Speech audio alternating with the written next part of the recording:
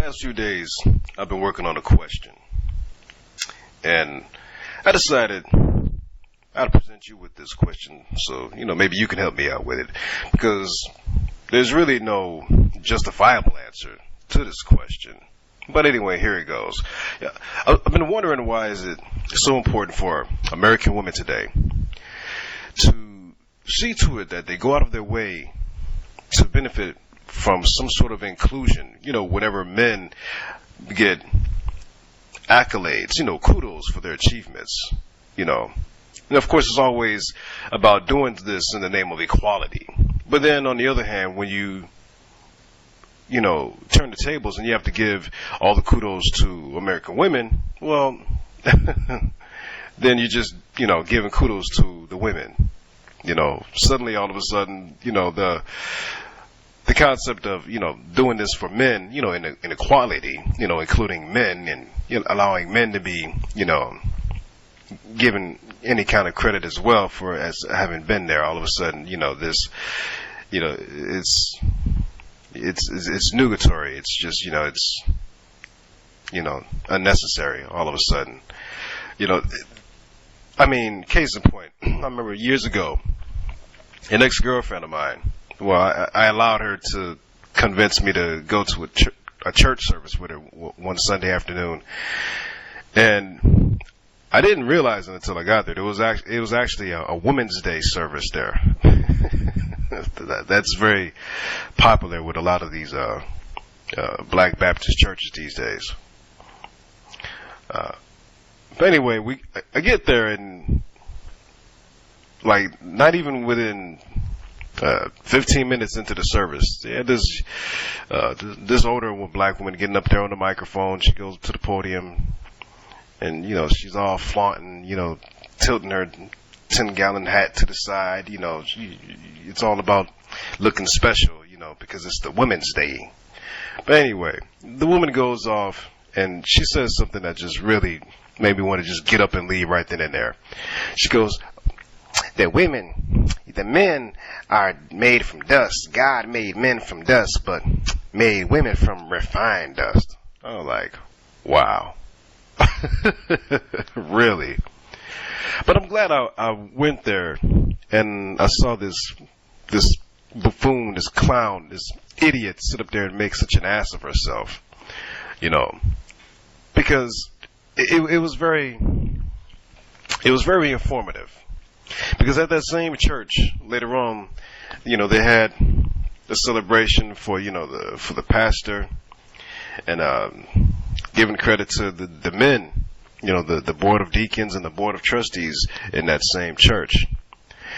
But they always made sure that, there was an underlying theme. Women would always make sure that they got up on the microphone and they said, well, and I'm sure you heard this before, behind every good man there stands a good woman. Or nowadays, to be politically correct, they'd even push it up further and say, oh, next to every good man stands a good woman. So here we go again. When it's time to give kudos to men, they make sure that women get not even just some credit, but in this case, equal credit. So why is that, though? I just want to know, why is that? Why is it that all of a sudden when it's time to give men credit, women have to get included, but when it's time for women to get credit, all of a sudden, men get dissolved? I want to know if anybody out there can really look at that question and answer it for me. But anyway, I was just thinking about that because just a few days ago, I was looking at an article, an online article about a cheerleader, making a line for the cut as for one of the Raiders cheerleading line. Actually, she just made the cheerleading cut for the Raiders cheerleading line as one of the Raiderettes, I guess that's what they're called. She was a 37-year-old woman, which basically makes her a senior citizen in the world of cheerleading. Now, obviously, for the on-site admin personnel over at Yahoo.com, this woman's age was clearly targeted as the main highlight attraction, with the purpose of distracting millions of people like myself, whose only intention for being there in the first place was to simply check email. But I found this particular topic to be really interesting for two main reasons, because it adds right to the point that the question I was asking you, just a minute ago. But going back to those two main reasons. One, there was a recent report on a local news wire here in San Diego about a similar situation where an older woman was recently accepted as the newest member of a showgirl dance group. And two, because of the fact that any normal, level-headed person with a logic that renders them independently capable of thinking within healthy limits of conventional orthodoxy would easily see the job as that of an NFL cheerleader as being a line of work that's fitting for someone, a young woman in their, let's say, early to mid-20s, or maybe even late 20s in some exceptional cases, but clearly not when she's at the precipice of pushing the big 4-0. But anyway, as I read further in that article, I noticed that there were two more highlights. They highlighted the fact that she was a mother of 3, and they also highlighted the fact that she was also a grandmother, albeit at the age of 37. They even went on and stressed how important Miss Sanchez, as the woman's name was, apparently felt it was for her to become employed in a dance-related field, even at a very late age. But one thing that was not highlighted, though, I noticed in this article, was the presence of a loving husband, loving father, or even a loving grandfather, as, she was a grandmother herself. Now, of course, listening to this, many of you will come back and try to say that this could have been for, related to a number of reasons, which would typically point to the man as a single source of culpability due to his so-called failure at being there for the family or whatever. And even if so, you may be somewhat correct. But again, even if so, I'd say you're only partially correct, because that would still leave her culpable as well. Obviously proving that she's prone to the inability of making proper choices. Or then again, on the other hand, you may be wrong. But regardless of either case, the fact that still remains unchallenged here is that when you read this article, you quickly notice the presence of a very sexist concept that has become a growing trend in American society when it comes to highlighting the achievements of American women today. There's always going to be two prerequisite options that must always be fulfilled. And this gets to my point right now. Option 1, minimizing any trace of a man as having had any significant supportive presence in their life, or in the woman's life, as if to make the presence of a man who was actually there seem totally void of meaning or importance. Or number 2, the total exclusion of men altogether, as is more commonly being done today, all in the course of praising women and making sure that you don't allow men, even in the slightest bit, to become co-beneficiaries of any of the accolades when it's time to hand out kudos. Right now, even as you listen to this, even as I make this observation, I could already see a plethora of comments coming in, and they're going to largely come in from many of the supporters of the feminist movement in response to this observation.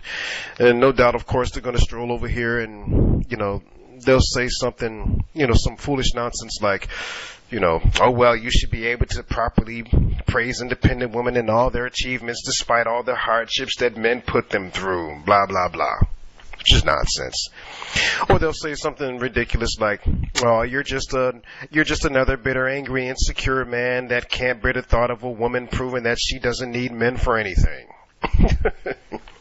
And let's definitely not forget the classic, my favorite. You're just another bitter brother that can't handle a strong, independent, black, educated woman. 'Cause she the queen of the earth, and the black man ain't never been there for her no way. Wow, I'm sorry, that's just a classic there. Total nonsense, but it's a classic. But even though I laugh about this, it's actually pretty sad when you think about the prevalence of ignorant women and spineless men, living here in today's Western world, who get so preoccupied, immersing themselves in the unilateral praise of women that they somehow tend to conveniently forget the fact that all the professional, academic, and philosophical resources, or you can go back and abbreviate that as PAP, pun intended. But anyway, all the philosophical and academic and professional resources to which they have unlimited access were only made possible by way of being created and or supported and or approved by men. And if you think about it, and in many cases, it often required the sacrifice of men as well.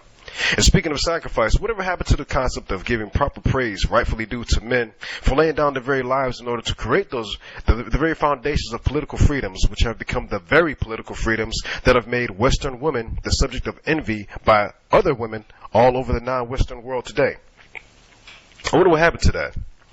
And speaking of those political freedoms, these would be the same political freedoms that allow, for example, black American women, many of them anyway, to become so-called role models the minute that they decide to write books referring to themselves as victims or so-called video vixens, where they pretend not to brag, about all the high-profile male celebrities that paid them for sex.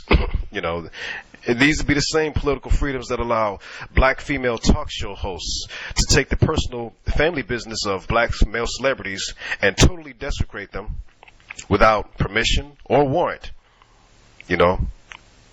All for the sake of seeking fame, without permission, warrant, or even decency. The same way Wendy Williams turned around and violated the privacy of Method Man's family when she told the whole world that his wife had cancer. Case in point right there. In which he did not want the whole world to know, let alone for her to tell it. And rightfully so. It was, after all, nobody's business. But even so, yet still, these would be the same political freedoms, that also allow black women, white women, Hispanic women, and even Asian women, to enjoy themselves at a cozy restaurant uptown and, sipping on glasses of Zinfandel, Chardonnay, and Viognier. And then you go on and talk about, good girl stuff. Stuff like materialism and lesbianism, or better yet, their hatred of other women who get more male attention than they do.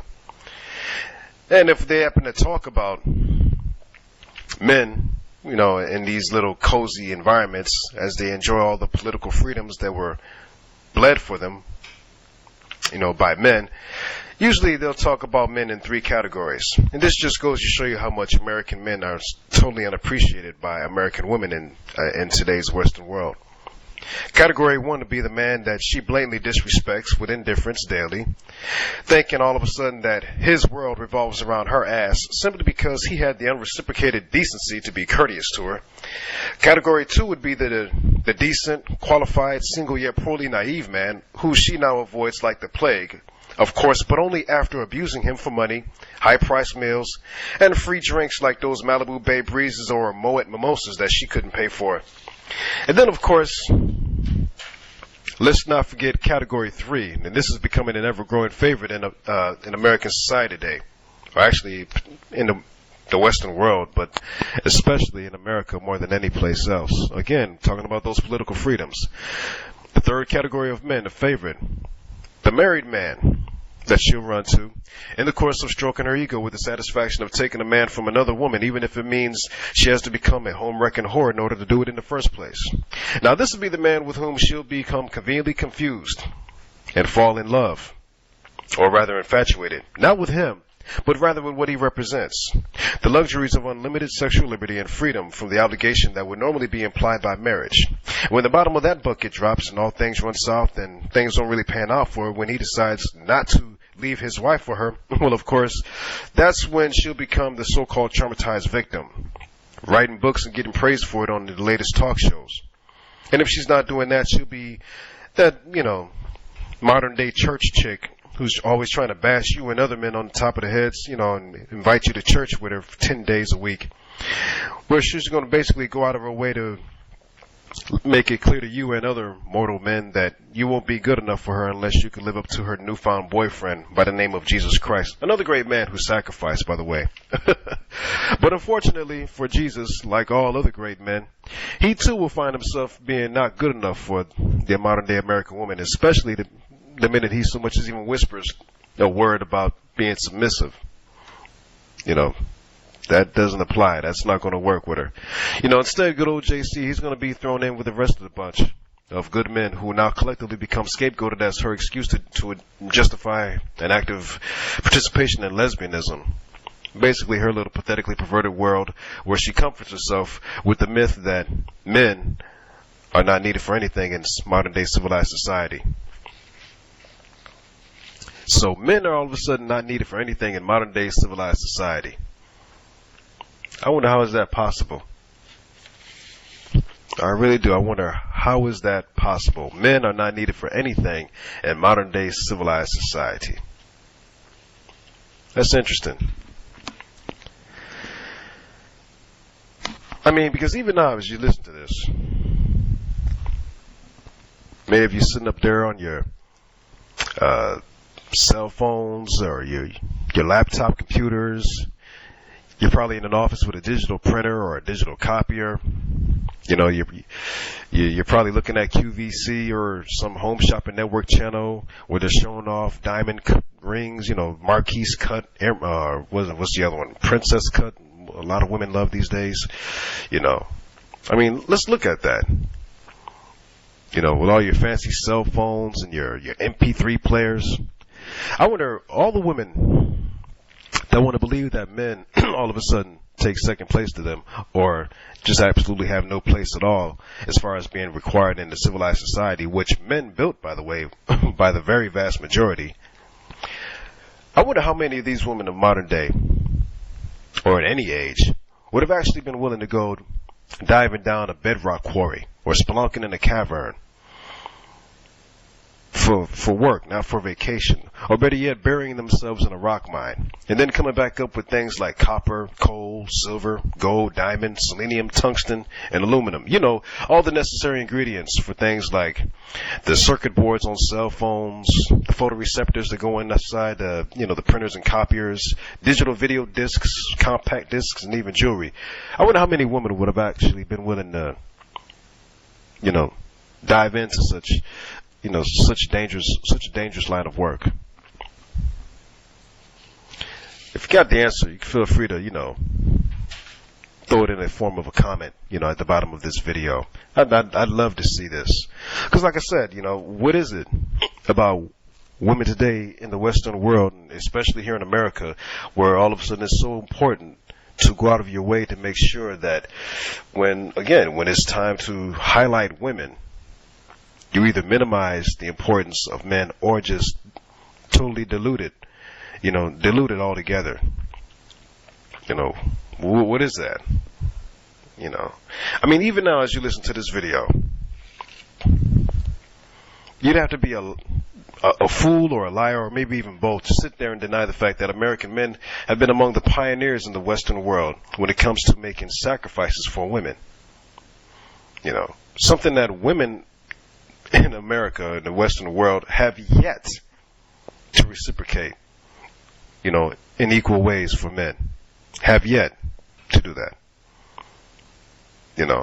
I mean, imagine the sacrifice that was required of men, to pass a law like VAWA, despite the fact that, there's more than enough research out there, more than enough trustworthy research out there that clearly implicates women as being the main provocateurs of the majority of domestic violence cases. Imagine the very insult to your humane dignity. I mean, the very insult it took to your dignity as a man. When you sit up there, you find yourself waking up, turning on the television, and the first thing you see in the morning is a bunch of women from multiple backgrounds at some idiotic talk show where, all the women are sitting at a table and cracking jokes at the thought of a man getting his penis cut off simply because he wanted to divorce that sadistic animal that he had for a wife. So much for being civilized.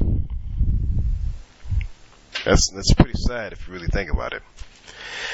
Anyway, when you look at all the arrogance and lackadaisical attitude that American women exhibit against the thought of properly appreciating men, personally, in my opinion, to me, it's no wonder why the divorce rate in this country is so high. And I thank God that America is not the only source of good women out there, if it's even a source of good women at all.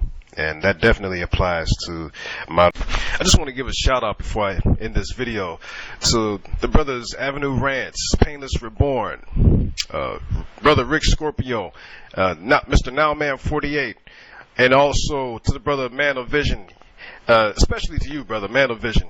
Hey, look, brother, don't lose hope, brother. There are plenty of sisters out there.